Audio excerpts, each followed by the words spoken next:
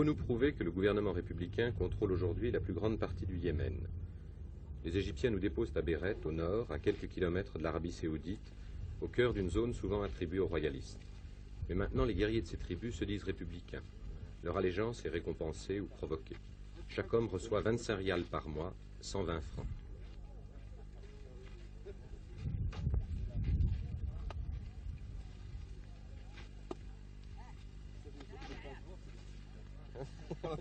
Quel âge a-t-il? عمرك قديش؟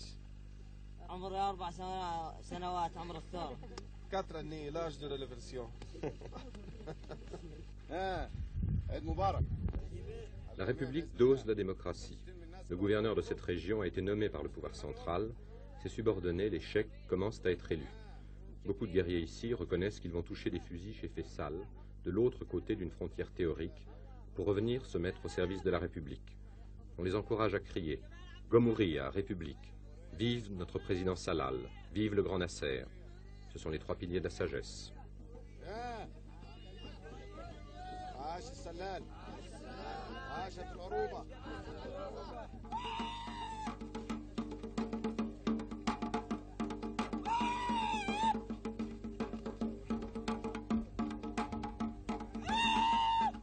Nous sommes les premiers occidentaux à venir ici par ces voies.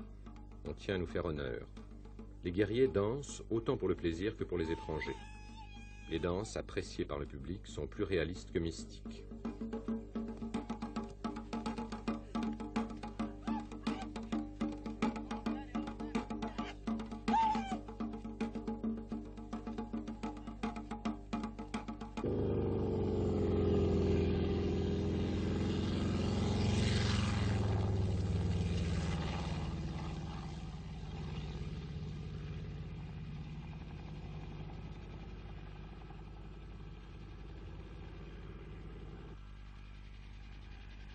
Ici, sur les hauts plateaux, chaque ville de terre battue, chaque hameau blanc avec ses maisons de 3 ou 4 étages, ressemble à une forteresse. Le paysan yéménite, depuis des siècles, a le génie de l'agriculture en terrasse. Parfois, il tend à fuir la terre, non par paresse, mais pour se rebeller contre sa condition. Le Yémen n'était pas féodal au sens européen. Il n'y avait pas de serfs soumis à des obligations rigoureuses. Il était féodal par sa masse paysanne exploitée. Il était surtout coupé de tout contact avec le monde extérieur. Avec la Révolution, de nombreux paysans sont devenus guerriers ou soldats. Les femmes se plaignent souvent de ce que les hommes passent trop de temps l'arme aux pieds.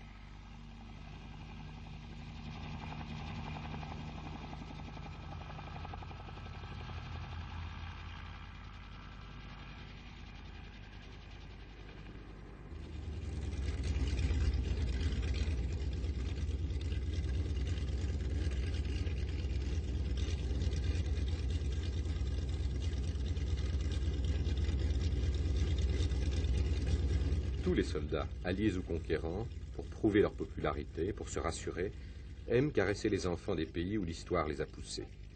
Officiers et pilotes égyptiens, frères arabes, libérateurs, conseillers, occupants, au hasard des haltes où ils sont accueillis avec hospitalité, sans hostilité, ne manquent pas à la règle.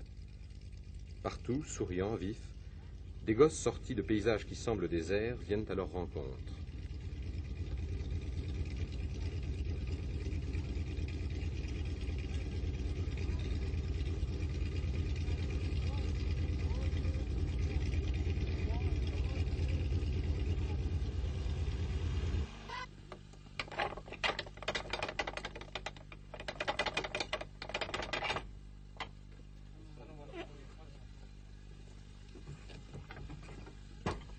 Un dicton affirmait « Le Yémen est la prison du monde et Hadja est la prison du Yémen ». On nous fait visiter la prison de l'imam comme un musée désaffecté de la cruauté. Le maréchal Salal, président de la République, passa 7 ans dans ce cachot. Il y médita, dit-on, sur une histoire de la Révolution française et les œuvres de Gamal Abdel Nasser. Un meurtrier, les antiques fers aux pieds, attend d'être jugé. Nos hôtes dénonceront l'usage des fers par l'imam, mais n'enlèveront pas ces fers aux prisonniers.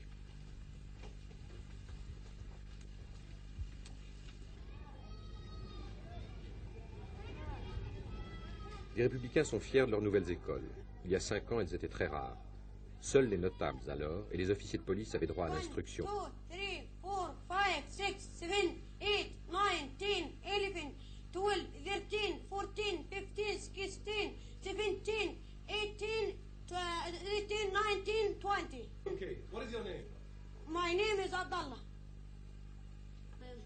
Aide et tutelle. Dans la plupart des écoles, les directeurs sont yéménites, les professeurs égyptiens. Les cadres yéménites manquent. Le directeur de la plus grande école du pays, qui ouvrira en septembre, a 18 ans.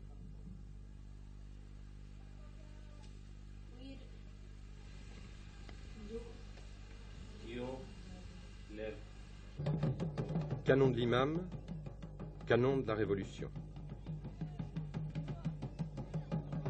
50 000 soldats égyptiens montent une longue garde au point stratégique.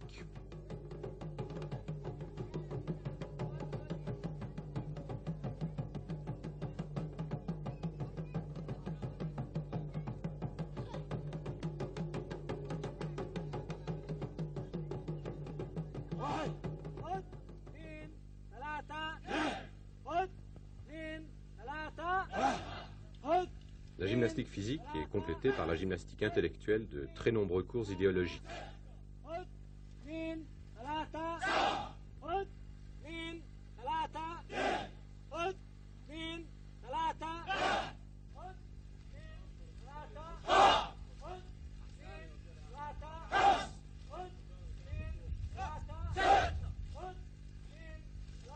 En dehors des villes, la présence militaire égyptienne est surtout sensible sur une des deux seules routes goudronnées du pays, celle qui relie la capitale, Sanaa, au port d'Hodeïda, construit par les Russes sur la mer Rouge. Offerte par les Chinois au Yémen lorsque l'imam régnait, cette route fut sans doute le premier grand acte révolutionnaire. Sans elle, en 1962, les Égyptiens n'auraient pu secourir rapidement les révolutionnaires yéménites.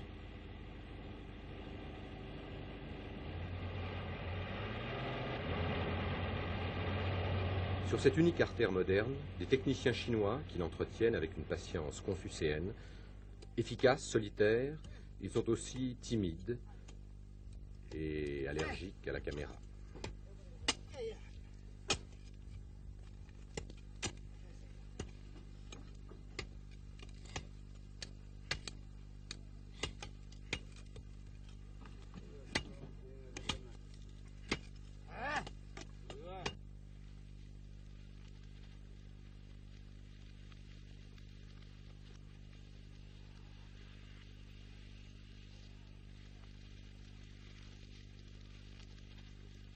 En débouchant sur les plaines côtières, nous trouvons des villages primitifs de huttes misérables où vivent souvent d'anciens esclaves.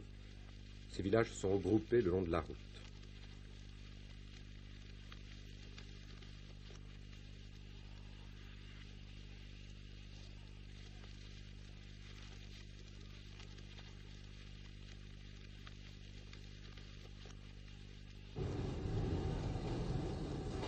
Hodeïda, le poumon du Yémen. À Hodeïda, on sent surtout l'aide économique soviétique. Le Yémen a une balance commerciale chroniquement déficitaire à 60%. Ainsi, il est à la merci de la générosité des pays donateurs, République arabe unie, Chine, URSS, démocratie populaire, États-Unis. On se demande si les Égyptiens, assurant la stabilité avec une armée coûteuse, dont la popularité ne peut être illimitée, ne laissent pas à d'autres, aux soviétiques par exemple, les bénéfices à long terme d'une présence pacifique.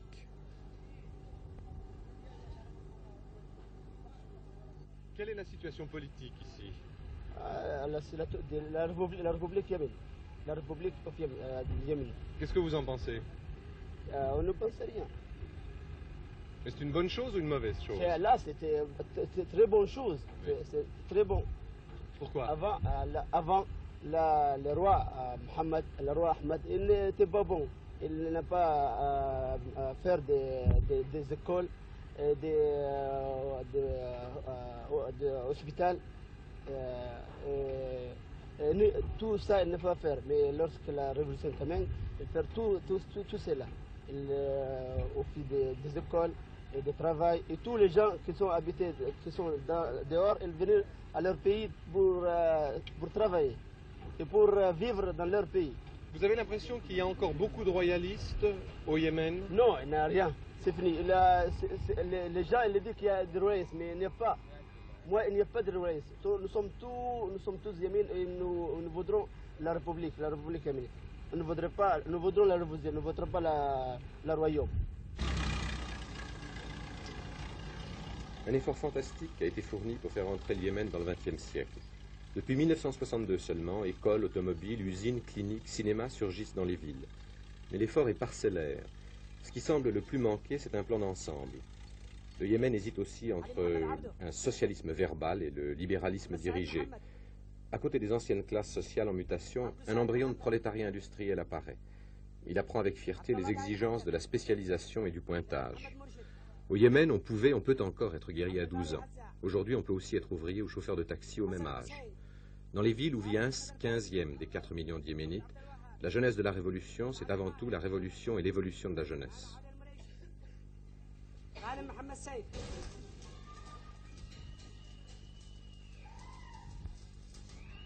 Le Yémen était ravagé par la tuberculose, les maladies vénériennes, la mortalité infantile. L'espérance de vie était de 35 ans pour un homme, de 45 pour une femme.